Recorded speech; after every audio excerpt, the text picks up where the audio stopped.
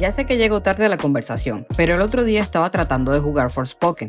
Ya lo sé, algo masoquista de mi parte, como si ser de Latinoamérica no fuera suficiente. Busco maneras de autoflagelarme con juegos malos. En fin, estaba jugándolo y mientras pensaba si habría un eventual crash en el mercado. Usualmente en este canal hablamos de historia y sobre todo opinamos al respecto, pero este bodrio que acabo de intentar jugar me llevó al inevitable pensamiento del crash del mercado de los videojuegos en 1983. El motivo: saturación por exceso de juegos rotos. ¿Te suena? Estamos repitiendo la historia. En los años 80, la industria de los videojuegos estaba en pleno auge. Desde los años 70, los arcades eran uno de los principales entretenimientos de los más jóvenes. Atari, Konami, Midway, Gottlieb y Nintendo eran algunas de las compañías involucradas en el desarrollo de videojuegos. Además, había un nuevo subnicho en crecimiento: el mercado de las consolas domésticas. A pesar que la primera consola doméstica que se conoce es la Magnavox Odyssey, esta no fue muy popular por motivos sobre todo publicitarios. Sin embargo, la Atari 2600 fue todo un éxito y millones de personas en todo el mundo disfrutaron de estos juegos en sus hogares. Además de Atari, hubo otras compañías que también querían un pedazo de la torta, por lo que crearon sus consolas como la ColecoVision y la Intellivision, entre otras, al mismo tiempo que surgían los sistemas informáticos. Se volvieron accesibles dispositivos como la Commodore 64 de Amiga y la Apple II. Estos te permitían trabajar y jugar al mismo tiempo, lo cual las hizo relativamente populares, sobre todo entre los padres, ya que no solo era un producto para el mero entretenimiento. Sin embargo, este éxito desmedido llevó a que más compañías se sumaran a esta fiebre del oro.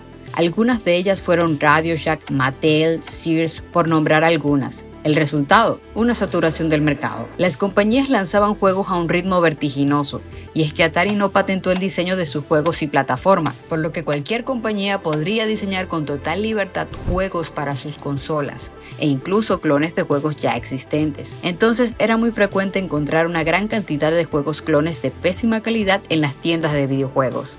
Sin embargo, el caso más famoso es el juego de E.T., The Extraterrestrial. El extraterrestre, pues, para Atari 2600. Desarrollo que se apresuró para coincidir con el estreno de la película. El resultado fue un desastre. Un juego lleno de errores que rápidamente se ganó el desprecio y la reputación de ser uno de los peores juegos de la historia. La calidad tan baja junto con la falta de innovación llevó a una saturación del mercado. En 1983 las tiendas estaban inundadas de juegos no vendidos, de consolas que acumulaban polvo en las estanterías. En fin, el mercado colapsó. Las ventas de videojuegos cayeron en picada y muchas compañías cerraron sus puertas. Este suceso es conocido como el crash de los videojuegos de 1983. La industria no quedó en ruinas para siempre. En el otro lado del mundo, una compañía vio los errores de sus competidores y aprendió de estos. Nintendo lanzó al mercado una consola potente con juegos bien desarrollados que contaban con muchas horas de juego y una experiencia completamente distinta. La NES, o la Nintendo Entertainment System, fue nombrada así precisamente para separarse de la reputación de las consolas domésticas. La NES revitalizó el mercado con un enfoque en la calidad y el control estricto sobre los juegos licenciados. Nintendo se aseguró de que cada juego para su consola pasara por rigurosas pruebas, cosa que lo hizo estar al frente del mercado por más de una década. Hoy en día, la industria de los videojuegos genera miles de millones de dólares y los juegos AAA son producciones masivas con presupuestos astronómicos. Pero a pesar de los avances tecnológicos, estamos viendo un patrón preocupante. Muchos juegos se lanzan con errores graves, incompletos y plagados de glitches y demás problemas técnicos. Es frustrante pagar 60, 70, hasta $100 por un juego roto. Los parches solucionan todo, ¿verdad? Nadie se salva, porque hasta las últimas entregas de Pokémon dejan mucho que desear.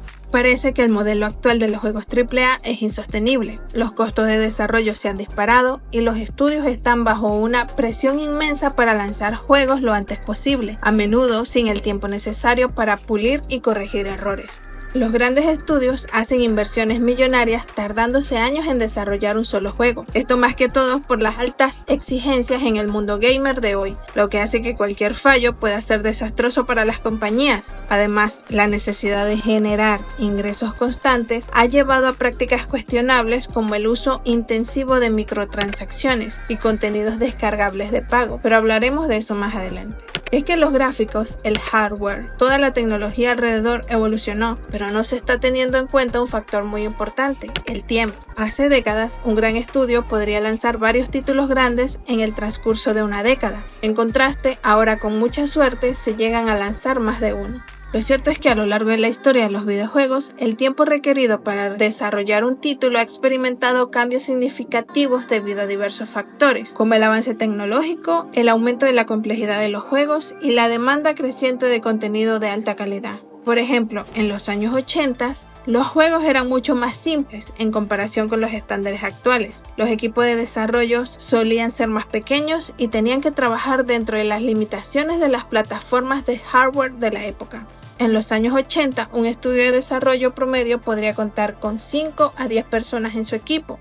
Por ejemplo, el famoso Pac-Man, que nació en 1980, fue creado por un equipo de 9 personas, dirigidas por Toru Iwatani, en tan solo un año. Tiempo después, un equipo compuesto por personas, entre las que se encontraba Shigeru Miyamoto, en 2 años creó Super Mario Bros. Una década después, es decir, en los 90, los tiempos se alargaron gradualmente debido a la evolución tecnológica y las expectativas crecientes de los jugadores. A medida que los gráficos se volvieron más avanzados, se incluyó el 3D y se introdujeron nuevas características. Los estudios tuvieron que invertir más tiempo en el desarrollo. En cuanto al tamaño de los equipos de desarrollo, en esta época era común que un juego completo fuera desarrollado por un equipo de alrededor de 10 a 20 personas, mientras que el tiempo de desarrollo pasó de durar solo meses a un año hasta estar listo dentro de 1 a 3 años. En el caso de Super Mario World, desarrollado por Nintendo para la consola Super Nintendo Entertainment System, tuvo un tiempo de desarrollo de aproximadamente 2 años, mientras que Doom se hizo en 9 meses. Un juego que revolucionó el género de los shooters y que puede ser jugado en prácticamente cualquier dispositivo que cuente con una pantalla. Final Fantasy VII, uno de los juegos más influyentes de la década, desarrollado por Square para la PlayStation 1, se hizo en alrededor de 3 años y con un equipo tan numeroso que se convirtió en el más grande de la época, contando con 120 personas. The Legend of Zelda Ocarina of Time, desarrollado por Nintendo para la Nintendo 64, fue hecho por 40 personas aproximadamente en unos 3 años, mientras que Half-Life se llevó 2 años y medio, aunque hay que tomar en cuenta que el equipo de desarrollo de este era alrededor de 10 personas. Ya a partir del año 2000, el tiempo de desarrollo continuó en aumento. No solo se había apostado fuerte por los gráficos en 3 dimensiones, también por entornos cada vez más grandes que requerían más tiempo y recursos. Así es como los grandes juegos hechos en un año desaparecieron y mínimo rondaban ya los 2 años y medio. Grand Theft Auto 3 de Rockstar Games se hizo en 3 años por un equipo de 23 personas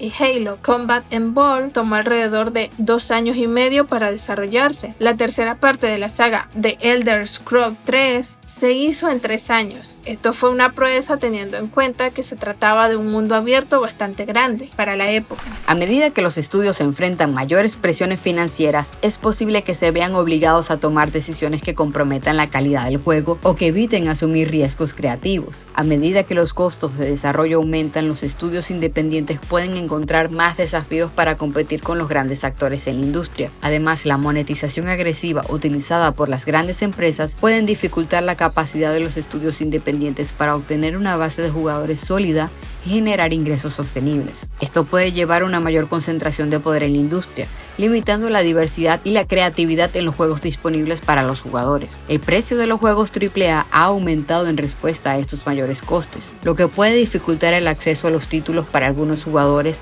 que se ven influidos por su clase social o poder adquisitivo a la hora de acceder a videojuegos. Además, las microtransacciones, los pases de batalla y otros elementos de monetización pueden crear una sensación de presión para gastar más dinero en el juego o para dedicar más tiempo a obtener recompensas, afectando así negativamente la experiencia del jugador. Esto sin hablar de los juegos versiones limitadas, que cuestan el triple y no te traen artículos de colección sino plástico genérico sin ninguna característica diferenciable y de mala calidad. También existe el riesgo de que la calidad y la innovación de los juegos se vean comprometidas, lo que puede llevar a experiencias menos satisfactorias por la falta de nuevas historias. Si los estudios se centran más en la rentabilidad que en la calidad, los juegos pueden carecer de originalidad y llegar a impactar impactar de un menor modo sobre los jugadores. Sin embargo, es importante tener en cuenta que estos efectos no son universales y que cada estudio y título puede verse afectado de manera diferente. Algunos pueden encontrar formas creativas de equilibrar los costos y la innovación, mientras que otros pueden luchar por mantenerse a flote en un entorno cada vez más competitivo.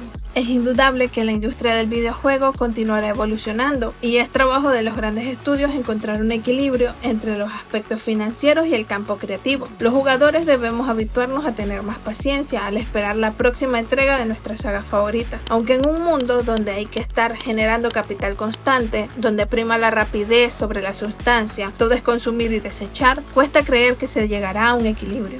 El crash de 1983 nos enseñó que la calidad importa, sin embargo, hoy vemos un mercado saturado no por la cantidad de juegos, sino por la cantidad de juegos incompletos y con errores. Las compañías están más enfocadas en cumplir plazos y maximizar ganancias que en asegurar que sus juegos funcionen correctamente desde el día del lanzamiento. Los grandes estudios ignoran que podrían enfrentarse a una reacción negativa masiva como ocurrió en los años 80. Nosotros como jugadores tenemos un papel importante más allá de ser solo consumidores. Debemos apoyar a los estudios que priorizan la calidad y ser críticos con aquellos estudios que no cumplen con sus promesas y sobre todo con los que tienen el crunch como cultura de trabajo.